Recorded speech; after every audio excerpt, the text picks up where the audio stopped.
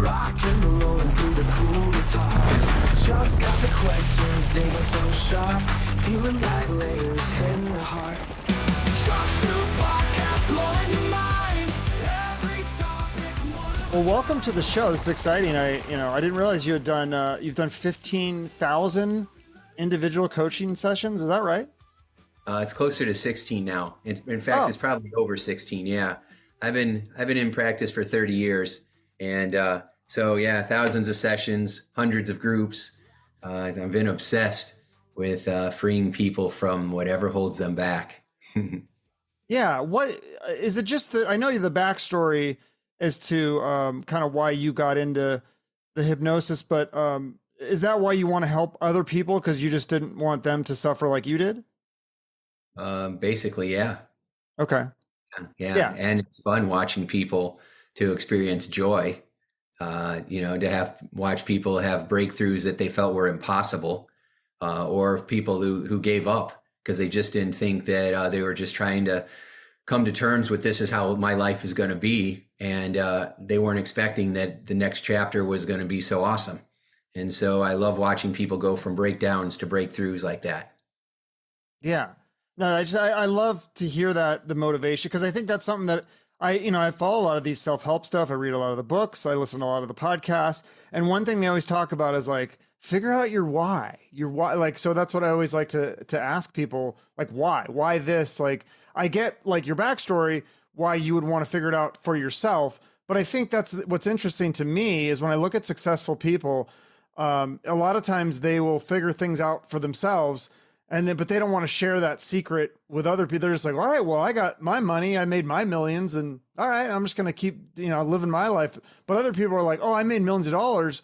I want to help other people do that too. Cause this is like, great. This is a great thing. Yeah. Well, on the other hand too, a lot of people that are advertising as coaches, they've been successful, but they haven't been able to help others really be successful. So they're always showing their own case studies. That's why, I talk about my background so people can connect with me, but a lot of my sites are just case study after study, story after story of, look at what's possible for you. This isn't just what I was able to accomplish. Anybody can learn how to upgrade their unconscious beliefs and shift from this deep fear that I'm not good enough into a feeling of self-love. And then we can love ourselves more, which gives us the capacity to love others more. And that's what the Bible says: love yourself, love your enemies, and love others. And so I think that's what we're missing in this world of this age of anxiety that we're in. Right. I think that's what I've noticed for me. I mean, I feel like I haven't like got to the top of the mountain in my opinion, but I think I've gotten close and there's been glimpses. And when my life is going really well and like things are clicking and I'm feeling good, like it makes me want to spread that out to other people, like want to like share the love, share the wealth, like help other people out. Like, for example, like with my podcast, if my podcast is doing well and I'm kicking butt, like I know a lot of other podcasters, and let's say like I had a really good guest on, I will reach out and say, hey, you should have this guy on. Like this will get you a lot of views, or this is a really interesting guest, or you'll have a really good conversation, or your audience will really like this. And people are like, it's weird because people will be so like taken aback at that. They're like, what? Like, you're trying to help me? Like, what are you doing? I'm like, yeah, like I want us all to be happy and successful. Like, isn't that what everybody wants? It's like a strange phenomenon. Maybe it's strange to Americans. Maybe in other countries, it's not. I don't know. Well, not all Americans. It's just some, right? Some. And, Tony Robbins said the secret to living is giving. Pablo Picasso said that the goal of life is to figure out what your gifts are, and the purpose of life is to give them away. And it just expands your joy. Exactly. Yeah. I mean, when I started this podcast, I had each guest that would come on promote a charity. And I did that for like, I don't know, 200 or 300, maybe 400 episodes. And I finally just did away with it because I think there were so many people that they didn't get it, And then also I don't think it was making a difference. I don't think people were donating, although I tried to donate to as many as I could. And I learned of some really interesting, cool charities. And my other thing with that was I thought, I don't know if I trust some of these big organizations. I think they're keeping a lot of this money, but I still want to have that sort of message of trying to help other people. I just think it should be more like, we should do it ourselves and not, giving money to organizations and trusting them to do it. That's a really good observation there, and really amazing that you did that. I mean, really respectable, and we can't control the outcomes, but we can control what we do. And so the fact that you were putting that out there, the fact that you were opening that space, for giving is a beautiful thing. I sent out a post on Facebook to my community, and I'm like, hey, I just wrote this 30-day prayer guide for business owners. And I'm wondering if I should just give it away, and or if I should charge $10, and then all the money that comes in I give to charity, right? And when I say I give to charity, I go right out to the next homeless person I see on the corner and I hand them the $10. So it goes right to the person that I know it's going to make a difference for them today, instead of cutting a check. And I was surprised. Everybody said charge the $10. Because I said, what if I give it to you and then you are responsible for taking $10 and going and paying somebody else? And the response was, I'd rather give you the $10. And I'm like, that's so strange, isn't it? Right? Mm-hmm. It's so strange that, but it kind of validates what you're talking about. And so I'm like, all right, I'll charge $10 and then I'll give it away. But I'm like, I get double the joy, right? Because I get to make a sale, and then I get to also take that sale and I get to give it to somebody. And that's like a win-win for me. I'm trying to get other people to experience that joy of giving. But people are really, we got a lot of issues when it comes to our money. What do you mean by that? Well, we have so many limiting beliefs, subconscious beliefs about money, that there's not enough, that you're not worthy of it, that you can't get it, that if you do get it, it's going to taint your services. It's going to somehow make things worse. That to get it, you have to give up something. So you're going to lose your friends. You're going to lose your family. People aren't going to be around you anymore. When I first started working with companies, I had a group of people that were like, oh, Tim went corporate now. Like it was a bad thing, and I had a father-in-law gave me a watch, a gold watch. It was really nice. And I don't really wear jewelry, but I was wearing that around, and I had family members go, I guess you're special now, huh? You're hot shot, you're big shot now. And it was like, instead of people being inspired by what's possible, they tend to shove us back down because it makes them feel small and insecure. And so the biggest stressor we have is money, not having enough. I'm going to run out of it. I don't know how to get it. And because of those issues, when you try to get someone to think that tithing or giving is going to actually make you more abundant, people just don't trust that. They just don't believe it. They're just too afraid to let go. But if you're gripped around that money, then your hand is squeezed into a fist and you can't get any more flowing in, right? You have to open your hand and let it flow in, and then that means letting it go as well. And that's why they say givers gain. And the ones that hoard money are the ones that, end up either losing it or they're just really miserable people. Yeah. I mean, it does seem like there is this mentality. You're experiencing it firsthand, but it's like this anti-rich, especially it's directed. I mean, I see it a lot, directed towards billionaires, these evil billionaires, but even people with moderate success, like you said, a nice watch, people have some disdain for that. It is interesting because if that's not your thing, money, you don't want to have a lot of money. You don't want showy things or nice cars or whatever. I think that's okay. But why do you fault other people who, there's a guy that I follow, Andy Frisella, and, he's really into business and helping people and all that. And, but he really likes nice cars. And it's not like he's trying to have the car to show off. He just really loves cars. And if that's your thing, why can't, and you really want to work hard and you do it and you're doing it legally, I don't see why that is necessarily a bad thing. It's not a bad thing. It's just a thing. And, but our beliefs cause us to often be envious, right? Envy and jealousy, because it makes us. I'm jealous. I'll admit it. Yeah. I mean, aren't we all kind of jealous though, a little bit to some degree? Yes. Yeah. I mean, we all have those sins, those limiting beliefs that, comparison is the root to suffering, right? So if we're constantly comparing ourselves to somebody else who has more, but then you can look at what you have and compare that to so many people that would love to have what you have, right? But we're Right. not really looking at that. We're looking at, yeah, but I don't have this, or I don't have that, or I haven't accomplished this, and I don't look this way. And it's always making us feel less than. So the people that see others succeeding and they're happy for them are often very successful and happy themselves. And the people that are ridiculing that success will never have it because they're associating pain to that. So their brain is going to naturally reject it at an unconscious level. Yeah. I mean, I think for myself, sometimes I look at, and I think this is what, for a lot of people, for what jealousy really is that it's reflecting back to them things that they don't have. So if someone else is rich and successful, then it reflects back to them that, oh, I'm not rich or successful. Or, if they're commenting on people's bodies, it's the insecurity of their own body. And I catch myself doing this sometimes, with myself. I'm like, okay, wait, why am I feeling that? Or why am I having those thoughts? Oh, you know what? It's like, I think it's because of my own failures that, things I need to step my own game up. And then that hopefully will motivate me to make a change within myself. Cause I can't change what other people do.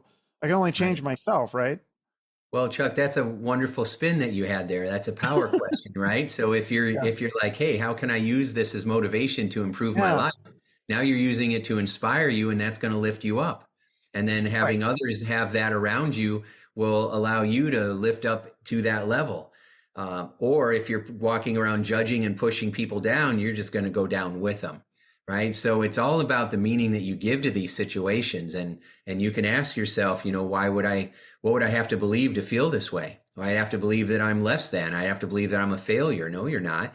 The best definition of success I ever heard came from Earl Nightingale, and Bob Proctor was the one who told me it. And he said that basically, to have a goal and go after it every day makes you a success. Not even if you attain it, but to have a worthy goal and to go after it every day makes you a successful human being. And so if we see somebody that has something that we want and we're like, you know what, I'd like to have a nice car like that. All right, well, let's turn it into a goal, not just a dream, but a goal with action steps, and start with the end in mind, reverse engineer what it needs to. And then as you go after that car, it's not just getting the car, it's who you become in order to have a car like that. And that's ultimately the best purpose for goals, is for who you end up becoming in the process of achieving them. Right. Yeah. I just had this, I don't know what you would call it. She's kind of like a holistic, healthy, I call her an influencer. She doesn't like that term, but she does some like Instagram stuff, but she's a health coach. And she was saying, like, cause I told her, I said, I try to be healthy, but I'm not like you guys, you health coaches who are like, you never have a cheat meal and you're always like on, always eating healthy. And she said, well, for her, it became her identity to be a healthy person. So it's like, she looks at junk food and it's like grosses her out.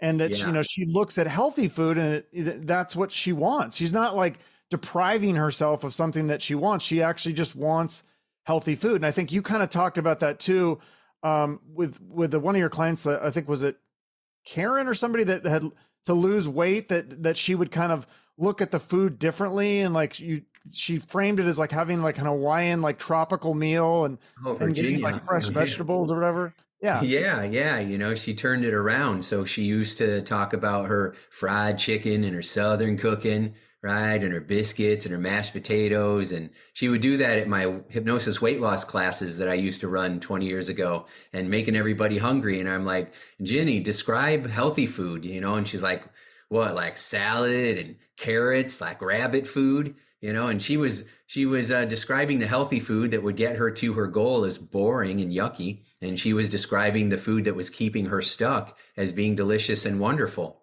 And so your brain is always trying to create pleasure and avoid pain. And if you're associating pain to the activities that are going to help you succeed, then guess what? You're not going to succeed. So we reverse that. I just challenged her and the rest of the group to start describing the healthy food as though it was wonderful. And then the food that wasn't healthy, describe it as being boring and yucky, kind of switch the strategy. She came back a couple weeks later.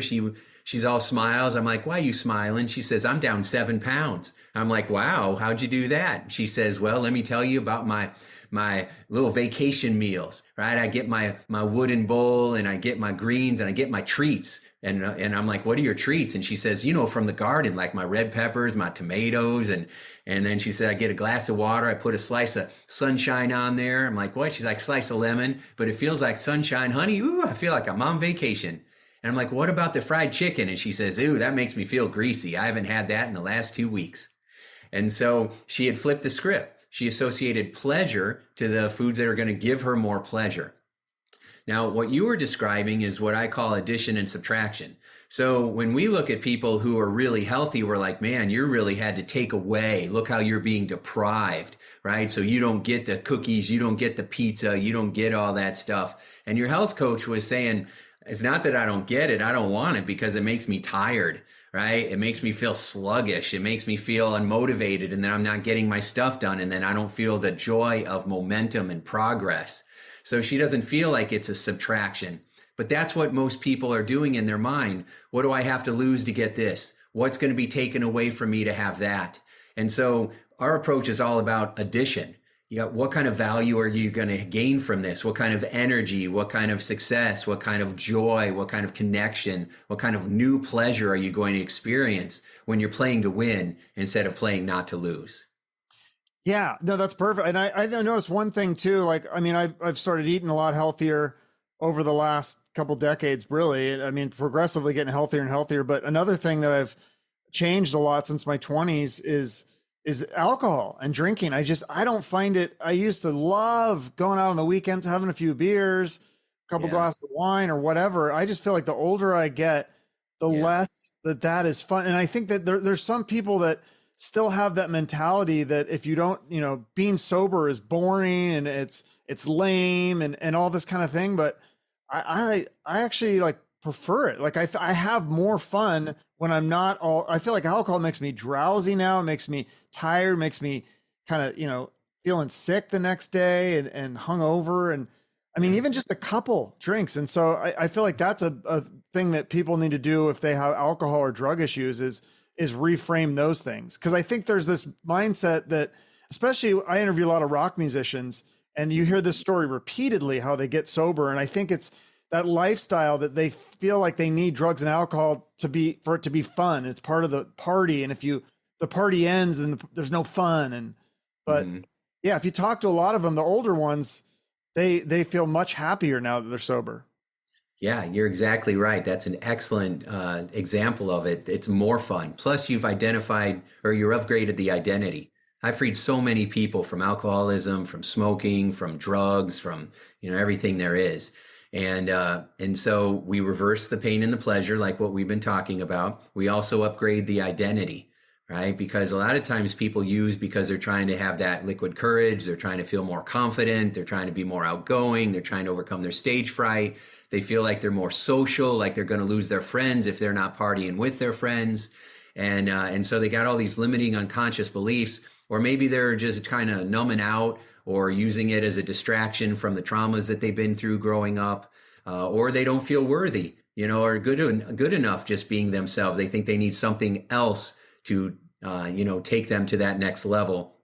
And as they get older, they realize I don't have to prove myself anymore. I don't have to chase approval. I got a better friend group now. I have people who love me for me. I love myself now, and I'm not going to do that to myself anymore. And you're right. So it upgrades their identity. And when you upgrade, vegetarians don't feel like they're missing out on hamburgers. They just they don't want them. That's not who they are anymore. Yeah, no. And I think there's one quote that it comes up in my day lately, last few weeks or months. Like it comes up, I feel like it comes up several times. The truth shall set you free. Everyone's probably heard that quote. I didn't realize I had to Google. I was like, what is that actually from? Because you hear it in movies and stuff. It's like, no, that's from the Bible.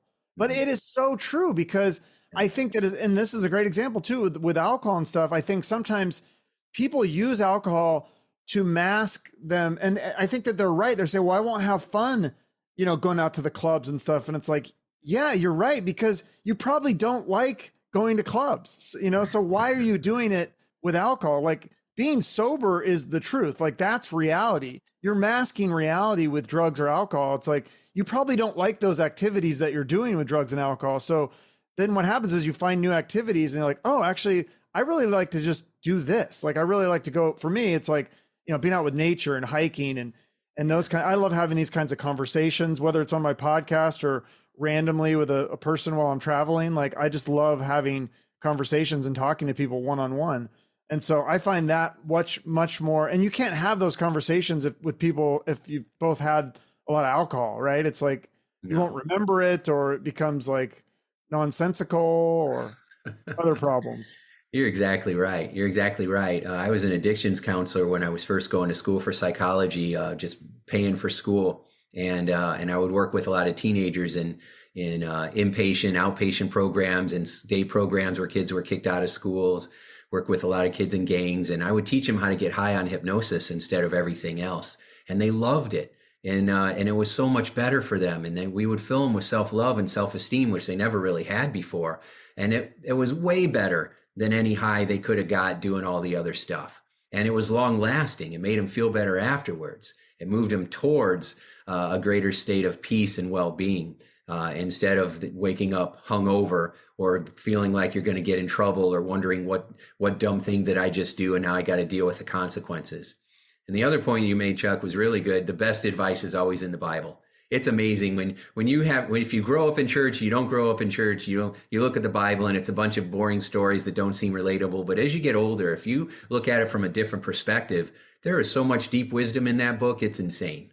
So yeah, I have a friend who's I've actually had him on the show, and he's a preacher, and I've gone to see him preach, and I'm not a super religious person, but you're right. The wisdom and the philosophy, I'm like, oh, this is spot on. Like, I don't care if you're a Christian or not a Christian, like what he's saying, like the ideas and the philosophy, I think it's spot on. I think it because I'm really more of a like psychological perspective. And I think a lot of the things he was saying that are from the Bible make sense, and they're going to lead to prosperity, in my opinion. Like, I think that would be better than, again, the drugs and alcohol. Like I've seen the end results of that. And that's not what I want for myself. I don't think anybody does. No, well, where people are searching and they're looking for meaning and they don't know how to find that meaning. I spent 36 years in personal development and I never found that ultimate peace that I was looking for until I started developing a relationship with Jesus, which, is something that I would have never even talked about or admitted on a podcast or in my profession. As a psychotherapist, I was trained not to talk about stuff like that. So, but my goal is to find the best tools and strategies that help us to feel the most fulfilled. And it turns out, the Bible is one of the most amazing places for that. And so I encourage people to watch The Chosen on Amazon Prime, because it shows you a perspective. There's a lot of Jesus movies out there, but it shows you the perspective of his students, the disciples, and how they were watching it in action, first person, all the miracles, and they still doubted, and they still had envy, and they still had jealousy, and they still had greed and fear, lots and lots of doubt and fear. And so it's no wonder that, we haven't seen any of that firsthand. So for us to have all this doubt, and so we go searching for some spiritual experience, and people are using drugs, as they always have, to try to have some connection. But you don't need the drugs to do it. You can use it through using the power of your mind and through going to church and by having different experiences that really upgrade your unconscious beliefs. That's what I found after all those sessions and all this time working with people, that you got these core deep beliefs that are formed usually before the age of 12 that are guiding your life. And most of the time, people don't even know that those beliefs are there. And as Carl Jung once said, he said, the goal of life is to make the unconscious conscious. Otherwise, it will rule your life and you will call it fate. So how do you do that? How do you make those unconscious thoughts rise to the surface? So for me, it's very simple. I just help you get in touch with the feeling that's holding you back, whether we call it anxiety, worry, stress, fear, pressure, whatever it may be. And we step into that feeling and we just follow it back to the first time you ever felt that way. And so people will go back to when they were 2 or 4 or 12, or someone today went back to when she was 30. And so there was an experience that people had. And then from that experience, it's usually an upsetting or traumatic experience. And from that experience, their brain formed a belief. And a belief is just an idea that we believe with certainty is accurate. right? And so they'll have some horrible thing happen, and or even just being embarrassed in the front of the classroom when you're in third grade, and then your brain forms a belief that I can't talk in front of crowds, right? And then you get this belief, why not? Because I'm not good enough to do it. And so now you have this belief that's guiding you in the back of your brain your whole entire life that you're not enough. So you hold back on making certain decisions. You don't trust your own gut feelings. You're always relying on other people's advice to save you, and or to help you. And then you feel like you're always being attracted to people who let you down. And then we can't figure out why that keeps happening. There must be something wrong with me, and it reinforces that original limiting belief. So we go back to that situation and we give you the resources that if you would have had those resources at that time, then that situation wouldn't have been traumatic, or it would have been different, and you could have come out with a different belief, right? So we go back to that third grade, and we imagine that when people are laughing at you, that you start laughing back, or when the teacher says something negative, you respond with something positive and loving and empowering, and then everybody starts clapping for you. And then we reframe the situation, and then we ask you, what would you rather believe instead? Right? And I want to believe that I can do anything I put my mind to, and that I'm more than enough. And because we've created a new emotional experience, and we've developed new resources, and we've come out with a new belief, that lasts through time. It doesn't wear off. And so, of course, that's the first part of it. I take people through these one belief away experiences, and so that's how you basically do it. And it seems very simple. And I've just perfected these experiences over all these years. Yeah, I know for me, one thing that I had to change my belief on was like, I used to work as a counselor in the schools for 17 years. I did that. Wow. And I just kept, the last few years of it, I was like, I was burned out through a lot of it, I think, but I think especially the last few years, I was like, I am so burned out. Like what? But I would see other people and they loved it. They were like, I remember, I'll never forget, one of the guys I worked with, the principal said like, it's not that I have to go play with the kids at recess. He's like, I get to play with the kids at recess. And I was like, and I was just thinking in my head, I'm like, I'm dreading this. I'm like, I don't want to be around these kids at recess. And then I thought there was something wrong with me. I must be depressed, or, I should be enjoying this job. And then I realized like, no, it wasn't, there was something wrong with me. This just was not the right fit for me anymore. I think maybe it was, or maybe it never was, but I did not want to be working in a school. Schools made, like, some people have a fear of hospitals, or like they just don't like hospitals. That's how I felt about schools at that point. I just was so burned out. I wanted nothing to do with books and classrooms and teachers and parent teacher conferences. I wanted nothing to do with it. And so I realized like, this isn't something, and I feel like that is a thing that a lot of people could benefit from. Like if their marriage doesn't work out or whatever, it's not that there was something wrong with them. It was just, it was not the right fit. If they got fired from a job, again, it wasn't maybe that they were a bad employee. It was just, that was not the right fit for them. I feel like that would be a huge, powerful belief for people to change if they could reframe it into, this is not the right fit, rather than there's something wrong with me. 100%. And, sometimes it's not a fit anymore. Right. Yeah. So, you Right. put in 17 years, that's a long time, and did a lot of good during that time, but it was time for you to evolve. It was time for you to do something else and add value in new ways, and bring that experience and channel it in a new, for a new chapter of your life. And you knew it. There was a part of you that knew that, and it was time for you to spread your wings and fly, so to speak. And we won't do that if we're comfortable, if we're content. Right? If you were just content, you would have sat and put your time in anyway, and then you would have been miserable. So the fact that you had the courage to take that leap, to make that jump, to have the courage to go and try something else and do something new, is what ends up creating a lot of fulfillment in life. And, in that moment, you decided that you were going to play to win, instead of just, and get from the day, instead of just trying to get through another one. Yeah. Now, so I feel like I did have some success now with this podcast and such, but now it feels like I'm kind of like stuck, right? I will tell you, with my physical health, I've had some success. I think I lost like 30 pounds or something like that. My body fat was down like 5%. And I'm trying to get to 15% body fat. And I'm in that, I was down to like 17 at one point. I was real close, but it just feels like with both of those things, I feel like I'm working hard. I go to the gym 5 days a week. I'm eating healthy. I'm working on the podcast every day, even sometimes weekends and nights. I'm putting in the time. But I'm just not getting to that next level. Like, how do we evolve to that next level? Because you look at guys like, I'm just thinking in terms of podcasts or whatever, like, and successful people. There's people like Joe Rogan at probably best podcast right now, like Patrick Mahomes, one of the best quarterbacks right now.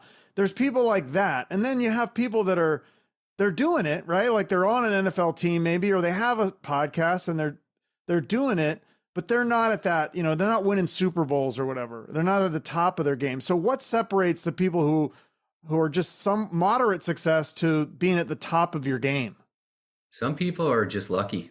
They just get lucky, like Joe That's Rogan. not the answer I want. I know, but he was doing Fear Factor, right? And then he got involved with the what is the fighting? I forget what they call it. UFC? The UFC, yeah, thank you. And so he got involved with that a little bit and was generous in that way. And so he started getting around the right people and getting in the right circles. And I mean, he was just a stand-up comic. And, you ask Joe himself and he's like, I'm not the brightest guy in the world. He says it's a joke that I'm friends with Elon Musk, because and so he admits that he's not doing anything super secret or powerful, that if I could give you that secret sauce, then you could do the same thing. He just kept at it, and he kept taking advantage of whatever was in front of him, and he kept saying yes, and he kept going for it. And then magic happened and things turned out for him, and he capitalized on that. Your path may be to do that. Your path is probably something else, right? That's unique and made for you. So what you got to do then is, if you're in another chapter, another growth opportunity right now in your life, you got to think about, all right, I'm going to be open to new opportunities. How can I take all these conversations and turn them into courses or speaking opportunities? Or how can I take my relationships and turn them into affiliate relationships, and then work through, sharing what all the experience that you've gained from hundreds and hundreds of conversations and all 17 years of working with kids. I mean, you've amassed a lot of wisdom. And so you got to figure out how to package that in a way that would bring you joy, and then create relationships with all the huge community that you've created to see what's next for you. And so you just keep starting the day with, the prayer of Jabez: Dear God, please expand my territory and protect me from doing evil. Right. And then watch for the opportunities for you to take new action.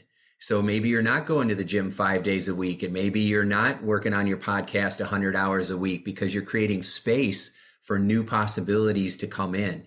And then you stay open to it, and then you watch for the clues. And as soon as you start watching for the clues, you take action on it. So I asked Joe Vitale the same question. I'm like, Joe, do you think you'd be as successful as you are if you weren't in the Secret movie? And he just laughed and he said, I don't know. And I said, well, what made you successful? What's that secret sauce? And there isn't one. People say discipline a lot, because, I interviewed hundreds of people for a How to Be Mesmerizing podcast that I ran for a few years. And they all said discipline. But what does that mean? You get up and you work really hard at something. You're able to get yourself to do things that you don't want to do. And a lot of people have a hard time with that. So, but not you. You can do that, Chuck. You've proved it. So Joe says, I just basically did everything.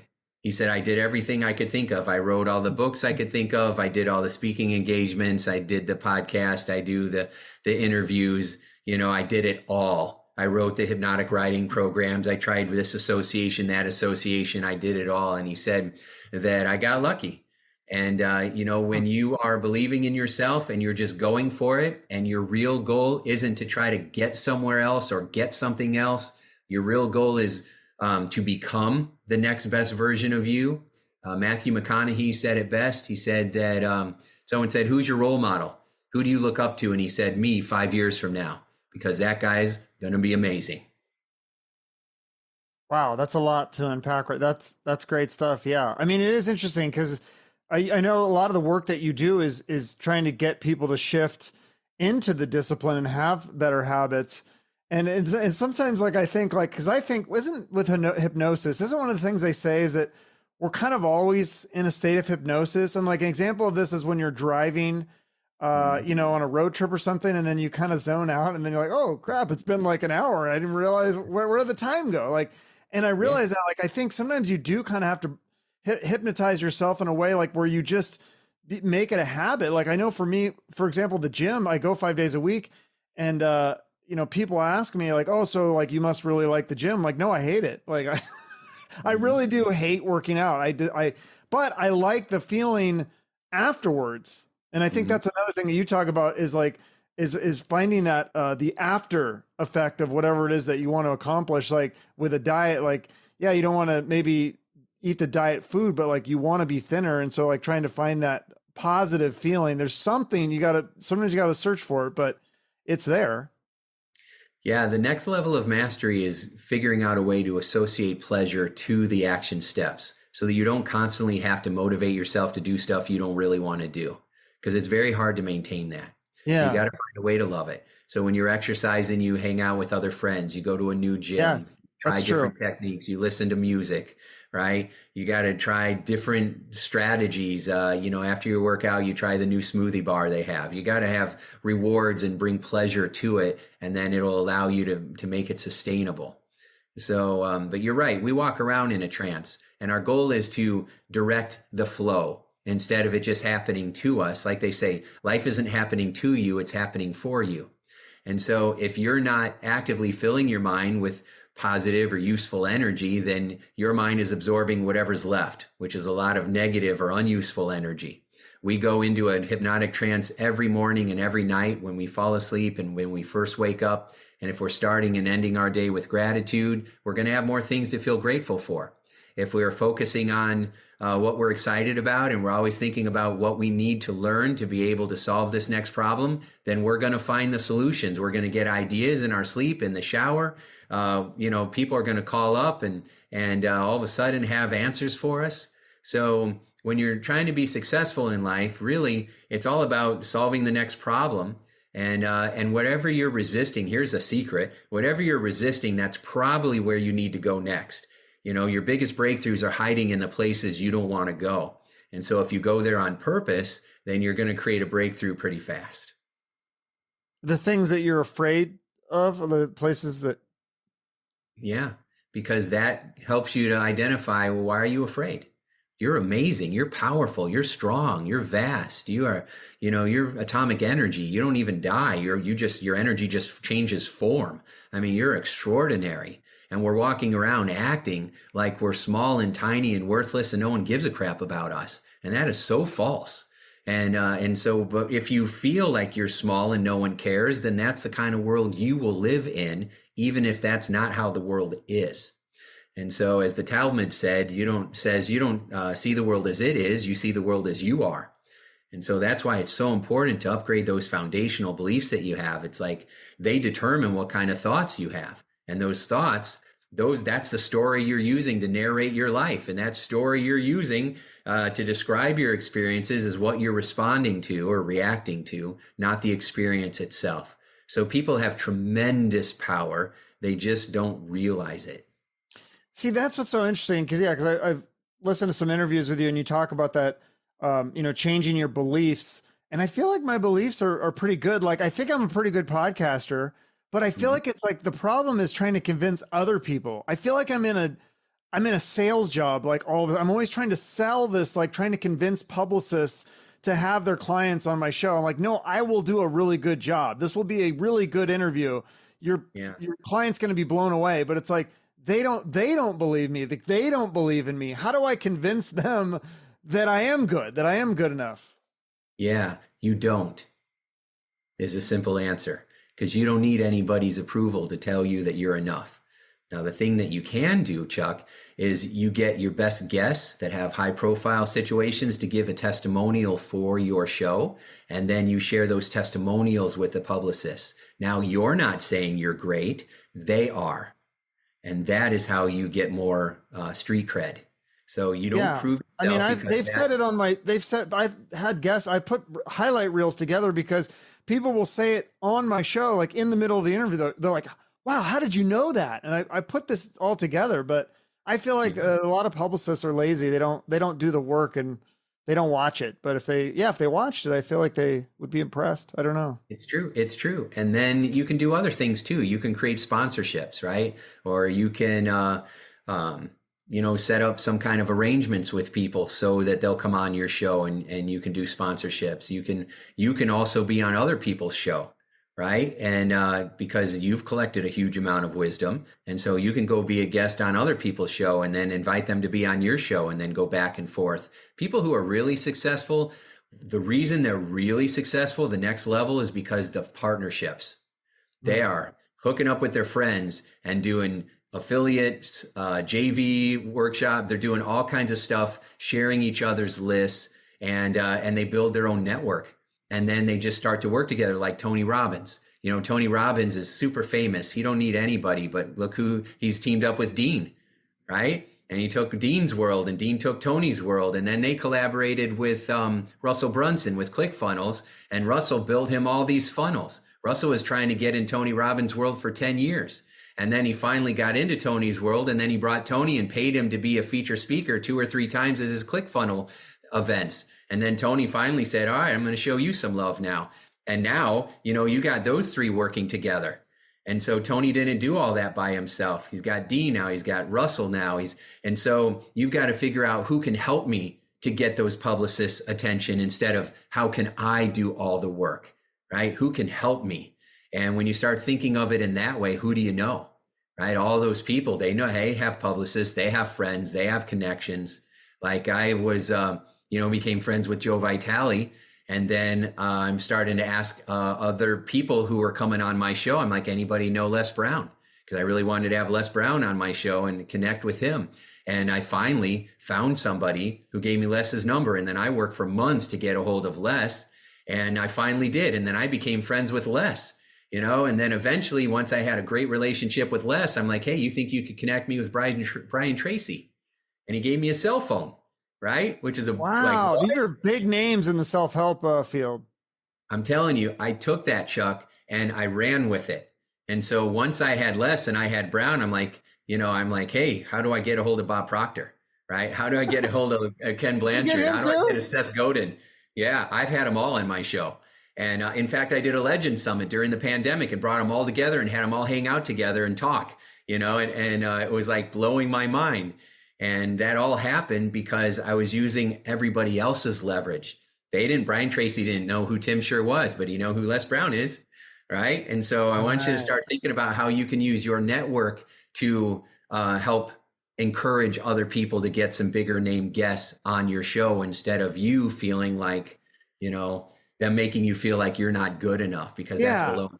No, I know. It seems like I'm always like chasing people and trying to convince. I want people to come to me. I want it to get to the point where people are begging to come on my show because it's so great. You know what I mean? Like, and it's been 6 years and I'm like, I'm not saying I'm giving up, but it's like, man, you start to get discouraged a little bit. I'm like, what am I doing? It feels like I'm almost going backwards. Like it's harder to get guests now because, I mean, not to get too deep into the weeds here with podcasting and all this, but there was like, I think when I started, there was like 500,000 podcasts. Now there's like 4 million. So it's just a lot more competitive. So, and I saw, I got to tell you, this is kind of the opposite of what you're saying in a way, is that because one of my favorite people that I've ever seen speak is David Goggins. I went and saw him speak in person, and that guy just blows me away every time. And I mean, I watch videos and stuff. I only seen him in person once, and it was so amazing. It was like, it lived up to the hype. Like he was so good, and it was all, just off the cuff because people are coming up with questions and he's answering their questions. And a lot of his message is that, he can't save you, right? Like you've got to do the work. You've got to do it on your own. And one of it was the greatest exit I have ever seen a professional speaker take. One of the last questions, this guy, because his message is like, look, you've got to do this. I can't do it for you. And this guy was saying, well, I need your help, but but I am self-motivated. I'm motivated. Then David Goggins just goes, you're motivated? Great. Then I did my job. I'm out of here. And he left. It was the greatest exit I've ever seen. That's funny. Have you ever seen him speak or watched videos of him? my son shows me videos of him and he's like, look at this guy, you know, and so I get it. I understand the charisma and the appeal and the intensity that this guy has and the story, you know, to back it up. So one of the things that you can do is make sure that when you're getting them on the show, what's that going to do for them?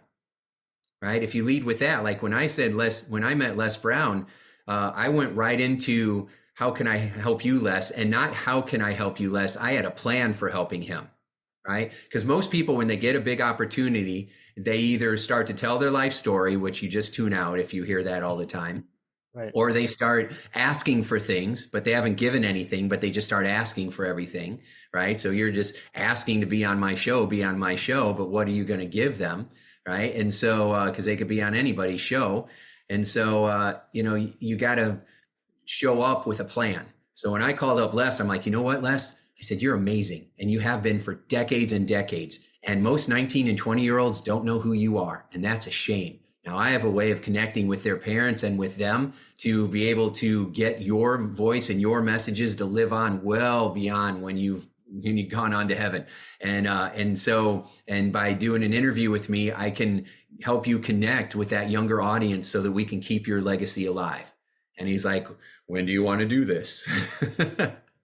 Right? So I showed up with a plan of how I was going to add value and what I was going to do. I had to do that for the Legend Summit too. You know, I had like 30 of these OGs of personal development and I didn't pay anybody for this. They all came on because they heard their friends were going to be there. And it was during the pandemic anyway, so nobody was doing anything.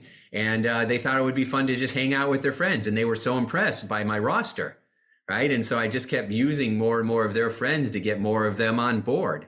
In fact, I feel bad about this, but I turned away Jack Canfield. Can you imagine that? Oh, the guy that wrote Chicken Soup for the Soul? Yeah, 50 million copies. And, you know, and at the very last minute, he's like, hey, you think I can get in there? And I had no room. I should have made room and kicked myself out. But can you? Wow. And now I'm trying to get on his show, so we'll see what happens. But I didn't ask him to get on his show. John Ashraf asked if I could get on his show. So if I'm using my connections and I'm using my friends, because I do all kinds of stuff for them. So it's not using, but I'm asking because I'm giving.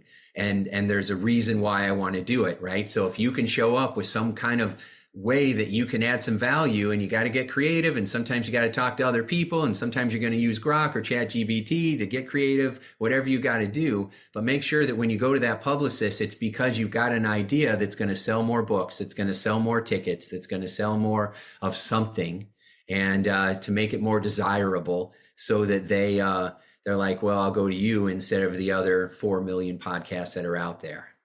Yeah, no, I think that's a huge part of it is being strategic and getting creative, because it's hard to stand out. I mean, but I do think like a lot of what you're doing is teaching is a lot of these foundations are very important, and sometimes it's just going back to the basics. Like, you know, maybe I need to develop better habits and just keep going, because I think that is another thing too, is that I've seen a lot of people's success. They say, I mean, a lot of, especially like, you know, when I talk a lot of these bands and things like, you know, a lot of people were close to giving up before the big break happened or whatever. And they went through so many things. Like, I don't know if you're familiar with, was it Jason? I think it's Jason Aldean. I had his drummer on, and he was saying how this guy had played drums with like reggae bands and rock band and all sorts of different music. And it took him like, you know, several years. And then he found Jason Aldean. He's like, here's my ticket. Like, this is the guy. And then the rest is history. So now he's, you know, but it takes so many, you know, years to get to that point. And so a lot of people, he said he saw friends of his who were better drummers than him. They didn't make it because they quit. They had to go back, you know, they had to get a day job. They had bills to pay. They got married, but he just kept going, and then he got success. You don't regret it. If you keep going and going, you spend your whole life chasing your dreams, and you shoot for the moon and you miss, you're still among the stars. Right. So you look back. That's Shoot for the Moon. That's my side thing. That's my last name. So yeah, I live my life by that saying.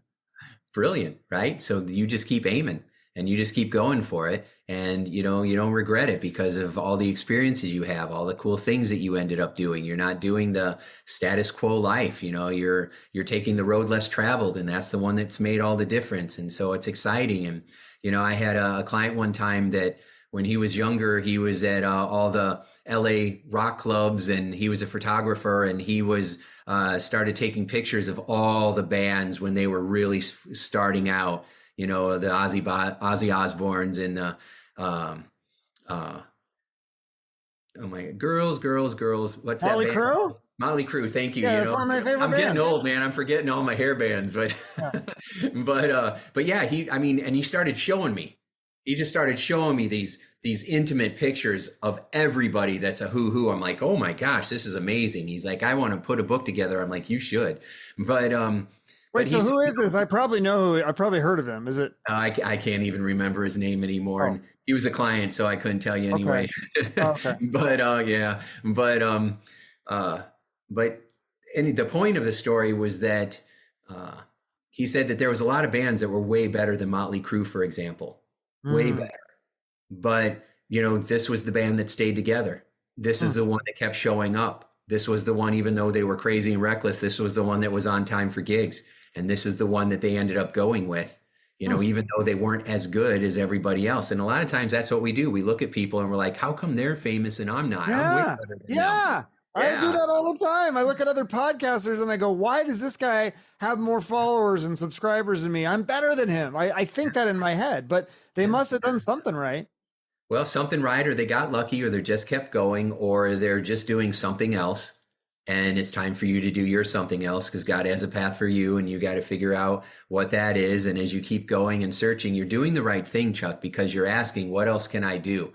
Do not ask what's wrong with me. You need to throw that out. And instead, just say, what's next? What are there opportunities? If I'm feeling stuck, that's an opportunity. It's going to cause me to reach out to someone else, ask different questions, you know, get some different feedback, hire somebody to help you. The worst thing we do as entrepreneurs is try to figure it all out by ourselves. That's the slowest, most painful way of doing it, right? So find some ways that you can collaborate. We've been sharing ideas back and forth the whole time on what you can do. You just got to pick one and go for it. Yeah, I feel like my show here is kind of on life support, but I don't think it's dead. I'm not quitting, and I'm trying some other. I'm going to try. I have like 3 ideas right now, and 2 of them involve this channel directly that would help support it and hopefully bring more eyes on it. So yeah, I am going to do those things, and yeah, it's interesting when you talk about you know, because I think Tony Robbins talks about the rocking chair thing where he's like, when I'm old and sitting in the rocking chair, you want to look back and say, and do you have any regrets or whatever? And I think 2 of the biggest regrets that people have on their deathbeds are either that they worked too hard or they didn't spend enough time with the family, right? Is that accurate? I think that's accurate. I think the number one regret people have is that they didn't go for something. I didn't go for it. That was my fear too. That's why I started this podcast and started doing it, because I wanted to do something that involved the things that I loved. You know, I think that was my fear when I was younger, is that, oh, I can never do that. I can never, you know, be in that realm. I can't, I don't, you know, because I couldn't. You have. You've proved I love music. You absolutely can. Mm-hmm. Yeah, I love music, but I didn't have musical talent. And I was real, you know, I figured that out real quick, but it's weird because I had posters of these guys on my wall, and now I've interviewed a lot of those people that were on my wall. I mean, that is kind of surreal. So that's got to be worth something, right? That is worth everything. That's worth everything, right? That's a huge deal. So, you know, when I'm talking to Les Brown and Brian Tracy and stuff like that, and I say this with all respect, but I'm just sitting here talking to a bunch of old guys, right? They're famous old guys. But they're just old guys. Yeah. And off record, you've had this experience where you talk to them before you turn on the record button and they say some stuff and you're like, whoa, I wasn't expecting that out of you. You know, you peek under the hood and you're like, oh, wow. Don't meet your heroes. Yeah. Or you when you get into this business or whatever, and you start talking to other podcasters and they've interviewed this person, they've got a story. And then you're like, yeah, you hear a lot of behind the scenes kind of stuff. And people love that. The gossip and drama and some of it's interesting, but I'm always looking for the deeper stuff. Like I become obsessed with like, how do people make it? How do they become? It's like a magic trick to me. I feel like it's just so interesting. Well, you're And trying so to figure it out for yourself. That's why. yeah, and I We just write find the it, books we need. yeah, it's interesting because I just think, and it's Yeah. interesting to me also to see the side where you have the people who have such disdain for the successful people. Like I see a lot of it on even on my channel. I will get trolled by people Oh that will yeah. say, "Oh, you suck," and then I'll look and I'm like, "Okay, this person has like 2 subscribers. Why are they? They're trying to give me tips on how to be better." And so it's so Yeah. I find people just fascinating. People, celebrities and successful people, but also everyday people and people at the lowest levels. I mean, you Yeah. mentioned the homeless earlier. Like, I find that whole thing. I had a guy on my show actually who does a channel where he interviews homeless people who, and most of them are addicted to fentanyl. And I, it's so interesting to see that, and especially if Yeah. people could come out of that. That's I love that. It's so inspiring. But Yeah. um, I'm so interested by that. I would like to solve that problem like that. That's like eventually that's what I would like to do with this. The reason for starting all this is to make the world a better place, right? Like if we can figure out how to solve that issue, I think that would be huge because Yeah. I see problems like that in the world. I'm like, I know there's solutions for this, but we're not. So, so here's the deal. Okay. For you, one of the things that you got to do is figure out what you would enjoy next, right? So you wanted to get into music, but you feel like you didn't know how to maybe sing or play that guitar. And so you ended up creating a podcast. You didn't know you were going to do this, but you ended up creating a podcast where you got to hang out with all those amazing people, right? And have all those cool experiences. And you've done that and you've checked the box. That's amazing. So now you get to explore and say, all right, what would I like to do next? What is it? Because I have clients that said, I wanted to play sports, but I was not good at sports, but I ended up becoming a sports broadcaster or I became a sports agent. And so I'm still in it all the time. I feel like when I go to, or I have some guys that are like, you know what? I sell hot dogs there, but I'm there and I'm in it every night and I love people and I've met this person and that person and everybody else. And so you think about what would bring you joy. If you wanted to solve some homelessness or you wanted to find a cure for fentanyl, or you've got to, then okay, if that really is going to be what you enjoy, start doing a podcast on that, do a special series on it, right? Start talking to people that are all in that and figure out how you might contribute. You might be the person that connects people together and brings the ideas together or brings groups together that aren't talking right now. There's lots of ways where you could end up doing that directly or indirectly. You just got to figure out what happens, Chuck, is that we get too many ideas. Well, I want to do this, and then I want to do this, and then I could do this and that, and then you're not doing anything because you're all over the place. Drill one hole all the way down till you hit oil instead of having 100 1-foot holes. Yeah, no, that's good. You're right. You're spot on about that. I am like that. I also think sometimes you do need to have multiple things going on. Like Joe Rogan is, like you said, he's UFC. He does a podcast. He does stand up. He's doing multiple. A lot of those the best podcasts, the people are doing other things. They're comedians or they're speakers or whatever. And there's other things that I'd like to try. Like I said, that would support the podcast because I do think I need to step outside of my comfort zone, try different things, and see how it all goes. But yeah, I do have a lot of lofty goals, I guess, to things like solving the homeless issue. I feel like that is something that is a solvable problem. I just like to, if I can inspire some people with these kinds of conversations. I hope that this conversation would inspire somebody to make a change in their life, a positive change. Like, I don't know, there could be something that we said throughout this conversation that hits a nerve with someone. Absolutely. It's hitting nerves. Yeah. And it's making a difference, right? Every time you show up and you do this, you're making a difference. And so sometimes we don't know it, but it's absolutely a fact that that's happening. And your show is changing lives and you should feel proud of that. And then you take that and you're like, well, what else would I like to be proud of before I end up in that rocking chair?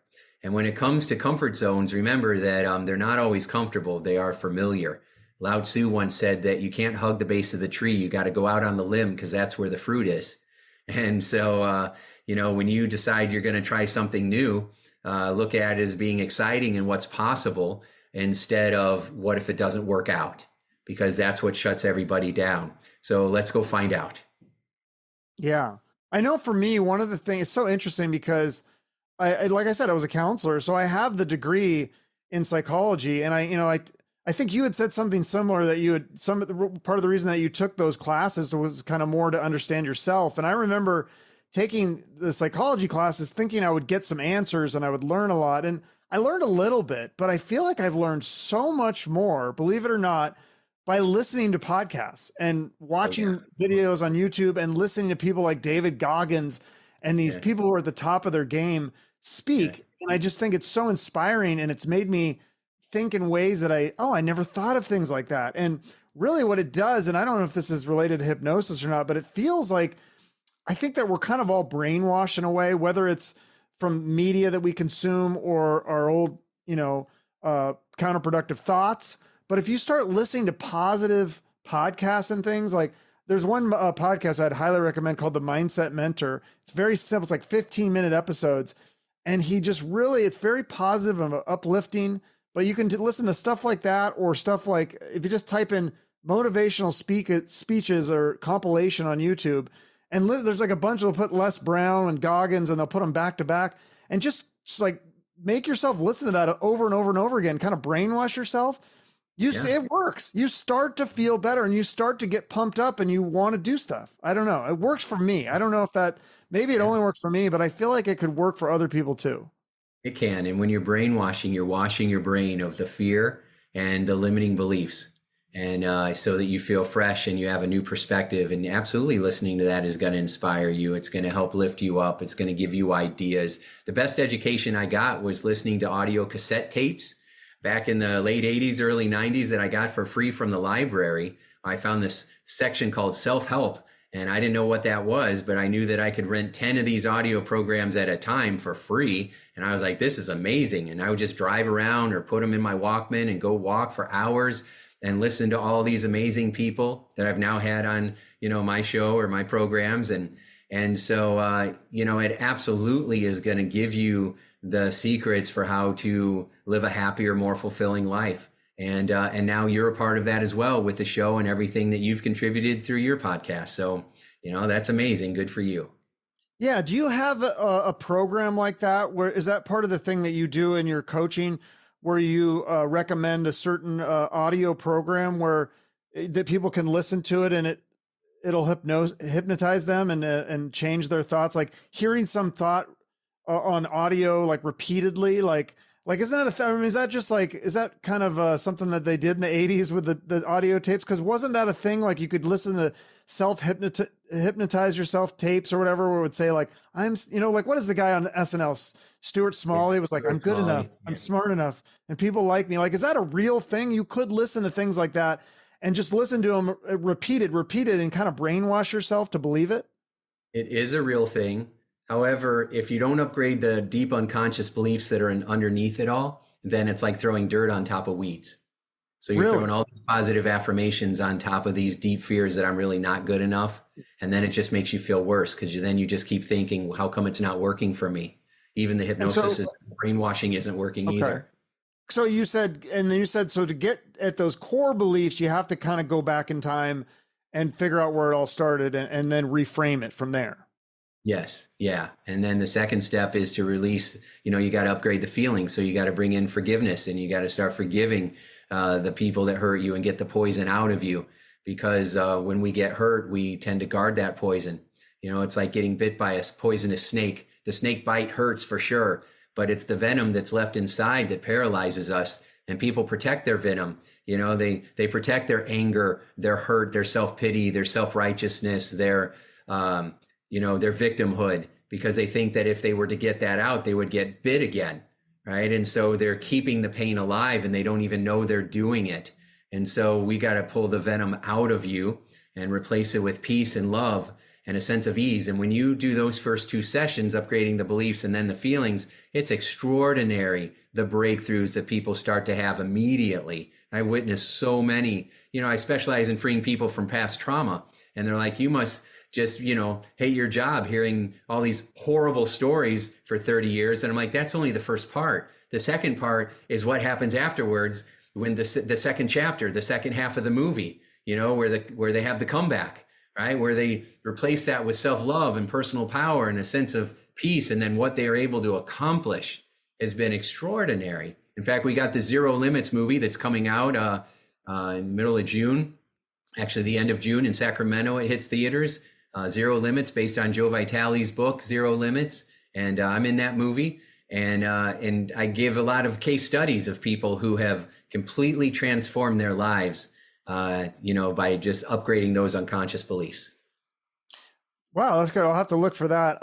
So with 15 or 16,000 people that you've worked with, what do you think the number one reason that people don't change? Like you're giving them the tools, you're giving them the techniques, you're doing all the right things, but they still are resistant, or what gets in the way? What is the number one reason for people failing to move forward? That rarely happens anymore, because I figured out that once you upgrade the beliefs, if people still get stuck, there's an unconscious conflict in there at a deeper level. There's another set of opposing beliefs, so one part of me wants to have this, but another part of me wants to have that, and they're going about it in opposite ways. And that's what gets them stuck, right? So I want to lose weight, but I want to eat whatever I want. I want to stop smoking, but I need the stress reliever of that, even though smoking causes more stress, and so then they've caused this compulsion. When you associate pleasure and pain to the same thing, it creates a compulsion. And then that makes you feel like you got to have something, or you got to do something. And then you're fighting your own brain, and you're going to lose that battle. And so I found that you've got to, if that's happening, you can go and resolve that unconscious conflict. And then people are finally able to take off. The only time that I find that I haven't had much results is working with somebody with anorexia. So I've freed so many young women from bulimia. It's incredible. It should be the number one tool that everybody uses, is hypnosis and hypnotherapy or my one belief away method. But the anorexia is more brain wiring, that deep obsessive compulsive brain wiring issue has been the only thing. I've worked with a few people over the years, and it's only been a handful. I'm sure other people do much better at it. But for me, I wasn't able to help overcome the brain wiring part of it. Although I've helped people, who have had OCD and have struggled with bipolar or depression or all kinds of other challenges, and they still, did remarkably well. People with special needs responded incredibly well to the hypnosis, which I was surprised, because people come to me for everything as a last resort. So I've got to try all kinds of stuff with all kinds of people, and it always amazes me how well it actually works, and how it shocks me that most people aren't using like hypnotherapy as the number one tool for everything, because it goes right to the source of what's going on, instead of cognitive behavioral therapy, which is just messing around with your logical mind when your subconscious mind is calling the shots. So that makes sense to me, because I've tried that cognitive behavioral stuff, and you're right. It's like, I'm like, okay, I know my thoughts are illogical. Like, I know this is irrational, but I need to figure out, like, why do I have this thought that's like, for example, for me, I'll give you one. Like, I know I have an irrational fear of bugs, and it's real. Like, we had a roach in my bathroom the other day, and I freaked out. It was irrational. It was a big cockroach, but it's a bug.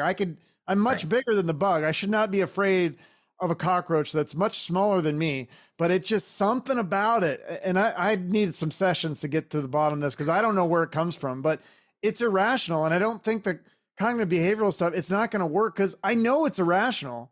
There's some sort of something in my past that I don't know. I must have had some bad experience with a bug that I've blocked out. I don't know. Yeah, in a book or a TV show or something else that happened, or when you were really little and you don't consciously recall it anymore. And that's what happens. And I've helped free people from all kinds of fears of bugs like that, phobias. One woman was deathly afraid of frogs, and she lived on a farm and there was frogs everywhere, and she was like not being able to cope. And when we freed her from that, when she was a little girl, she fell face first into a hollowed out tree stump. There was a bunch of frogs in there. And so there was two experiences. One, the shock of it scared her, and then her relatives were all laughing. They see a kid fall and they laugh, but she took it as they were laughing at her. So it jacked up the emotion, right? Of now, not only did this happen, but I'm not even safe. And so they're laughing at me and they're not protecting me. And so she had all that, and it became an anchor. It became a button, a frog button for her. So even the idea of it, push that button, freaked her out. And that's what's happening with you. I remember one time there was a weatherman that freaked out during an episode right live on the news. They brought a tarantula in for the next episode, a big spider, and Jim was terrified. He had a spider phobia and ran out in the middle of the weather forecast, saw that spider and just ran out of the studio. And everybody made fun of him. And so I called up the studio and I'm like, I bet I could get that spider on Jim's arm. And nobody called me back for months. And finally, the producer one day called up and she said, "Hey, I got your message," but she thought I was full of beans, saying that I could get that spider on his arm. And she said, "If you could just get him to stand next to it, that would be great." And I'm like, "Yeah, that's fine. I'll turn him into a hero." Right. And so they did this whole bit on it. Long story short, I got that spider on his arm in 10 minutes. What? That's so crazy. Yeah, and he was, it's very common what people do in his mind, he watched spider movies, back in the day in the 50s, that were spiders that were bigger than houses. And he would always imagine a spider jumping on his face and it was zoomed in and everything, all yuck, yuck, yuck. You do that at some level with a cockroach. And so what we did was, in his mind, we made it small and then we broke that button. We scrambled it up. It's like having a CD, that you put in and it plays, where you take a key and you scratch it all up, for us old enough to remember that, and then it doesn't play anymore. Well, that's what we're doing with the programs in your brain. And so we're scrambling that old pattern and then giving them a new way of feeling safe and secure, where now we imagine that spider was a mom and it was scared to death of him and was just trying to get back to its kids. And, and so he had a whole different experience. And then I set an anchor in his arm. So during the episode, I'm right next to him. I got a hold of his arm, one, so he doesn't run out. And two, I just kept pushing this button. So it's a new button that made him feel confident. And I anchored that new feeling of confidence. So I'm like hitting him with everything I can, but it worked. Now, here's the cool thing that most people don't know, is that he got the spider on his arm. Everybody celebrated. Jim's the hero now. Okay. So then they go to another segment. I go off stage.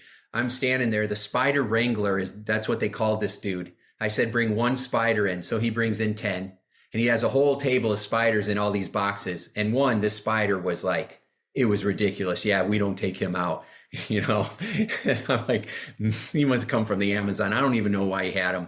Ugh. But anyway, and I don't like spiders either. And I had to do all that. So I was anchoring myself at the same time.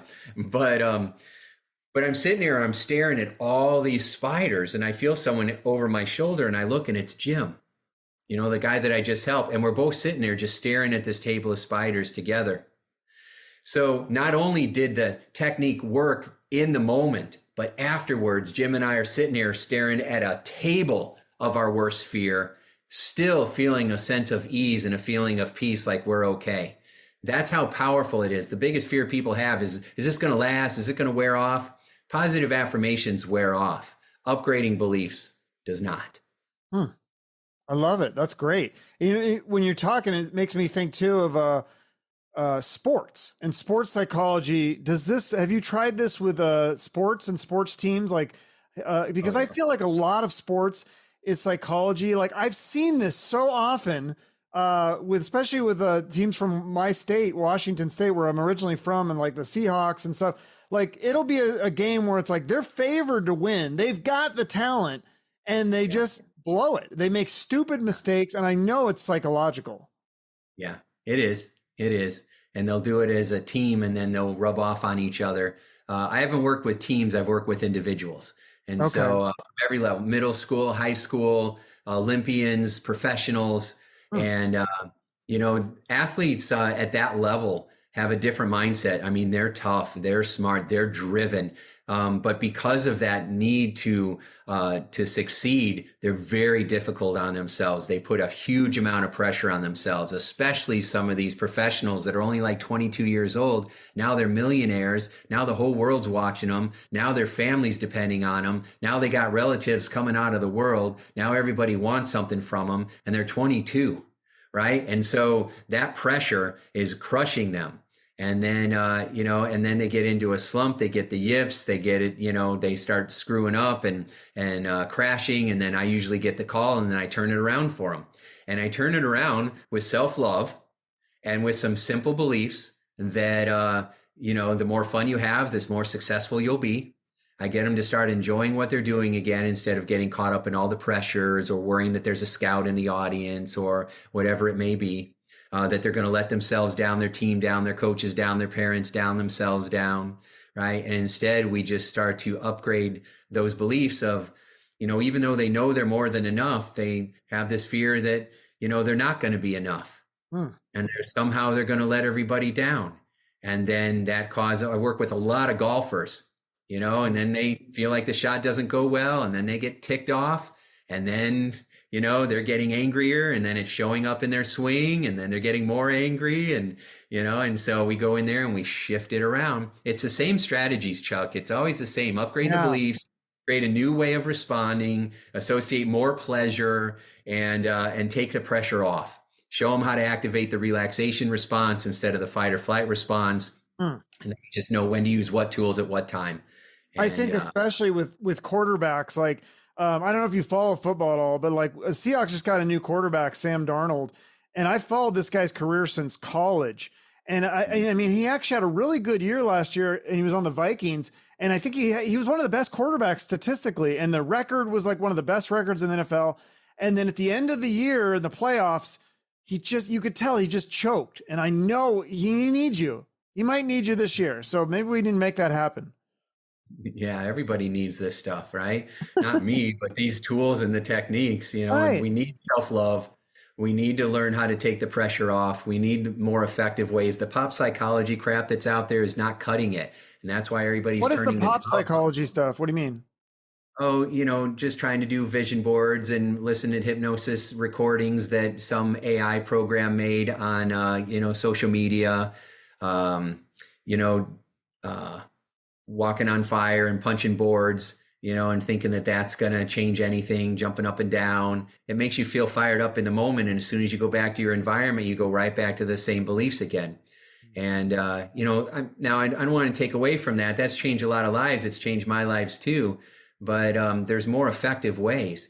And then, so if you're feeling stressed, you don't want to go home and journal for 2 hours. You don't want to do downward dog yoga pose and think that that's going to make life all better. It can help.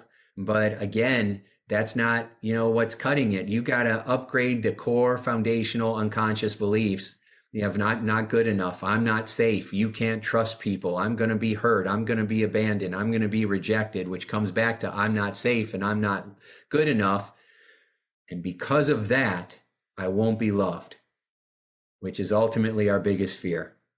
And so people have to learn how to love themselves. Anxiety is a fire alarm that's going off in your brain telling you that something's wrong and you're not going to be able to handle it. And then it starts going off all the time, even when things are going good, and it really messes us up. So we've got to disconnect that. We can use our anxiety to prepare us, but not scare us. And everybody's anxious because they don't feel a connection to themselves. They don't feel connected to others. They don't feel good enough, and they feel very lonely. And so we end up trying to figure out, how do I get love? How do I escape these feelings? How do I numb out? And then we go to all the crap in the world that makes it worse. And this makes the devil smile. And so, we got to get back to loving ourselves and loving Jesus and upgrading our beliefs and loving each other. That is the key to emotional freedom. Yeah. So for somebody who is at the kind of the bottom right now, whether they're homeless and on fentanyl, or maybe it's just somebody who is unemployed and they're just stuck in this depression and anxiety, and they're very, very low right now. What is the first step to climb out of that pit? What would be the first thing that you'd recommend to do? Listening to your show. Hey, I love that advice. That's great. Truly, Chuck, that's the best thing you can do, because that's where you have these conversations where you're like, oh, I never heard of it that way before. Oh, that's a cool idea. Oh, wow, that one idea, that one insight. I don't love myself. Now I got to make it a mission to, how do I love myself? I don't believe in myself. I don't think I'm even worthy. I work with a lot of veterans, a lot of veterans, combat veterans specifically, who have had to do a lot of evil to combat evil. And then they come back and then they have to come to terms with that. Right. And, or they've seen their buddies blown up, or they've got blown up, and now they have this post-traumatic stress. It's not a disorder. It's something that anybody would go through if you went through the stuff they went through. And I've been able to help them to heal from that lightning fast, instead of going to the VA where they just give you barrels of drugs, and which isn't doing anything except giving side effects and making it worse. So The first thing you do is you listen to a show or something like this to give you the awareness and the idea that you actually, there is hope for you and there are tools that are more effective, even if you feel like you've tried everything. The second thing you do is you start to ask yourself, what would I have to believe to feel this way? What do I have to believe to feel that my life sucks, or there's no hope for me, or and it's never going to get better? And you start looking for what those beliefs are. And then really the third thing is you got to connect with somebody else who can help you. There's so many free services. There's so many coaches out there, because we can't save ourselves. We've got to find somebody who can help us. And so you can do that by going to church, and you can do that by finding counselors, and you can do that by using free services, right? But you've got to take the action. You said that early in this interview. You said nobody's going to save you. You got to do the work. No one can do your push-ups for you, and you are 100% right, Chuck. And so, the opportunities are here, especially in this country. And so you've got to take that first action. And in order to take that first action, you got to believe at some level that you're worthy of it. And I'm here to tell you, you are, no matter what you've been through in your life. And, that's just the first part of the story. It's what happens next in your life that makes this movie that you're in something that has a happy ending. Well said. Well, I love it. So, on that note, I think we should end this. This is a great conversation. So the movie is coming out soon. You've got a book out now. You've got a YouTube channel, anything, and then you've got the website. People can do, I think you said, group coaching with you or one-on-one.